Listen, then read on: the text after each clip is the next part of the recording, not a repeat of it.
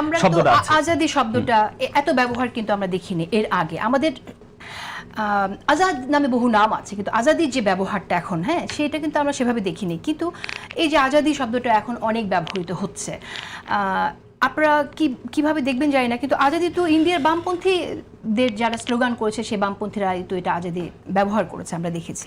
আপনি যদি এটাকে এভাবে ব্যাখ্যা নিতে চান তাহলে আমি এভাবে ব্যাখ্যা দিতে পারি। ধরেন এবার যারা 5 আগস্টের এবার যারা জুলাই যুদ্ধ বা জুলাই আন্দোলন করেছে, সরাসরি নেতৃত্বস্থানীয় যারা ছিল, তাদের মধ্যে কিন্তু আপনি দেখেছেন বাম ইসলামী ধর্না বা জাতীয় ধর্নার ওরা কিন্তু বেশি ছিল।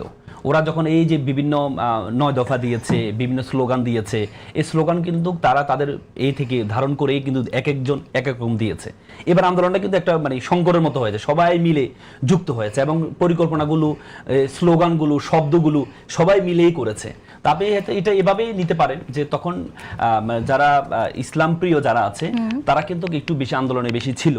হ্যাঁ, সেই হিসাবে তারা এই শব্দগুলো তারা যখন বিভিন্ন এই 9 দফা দিয়েছে বা বিভিন্ন স্লোগান দিয়েছে, শব্দগুলো চয়ন হয়েছে, এই শব্দগুলো ধারাবাহিকভাবে এখনো কিন্তু চলছে।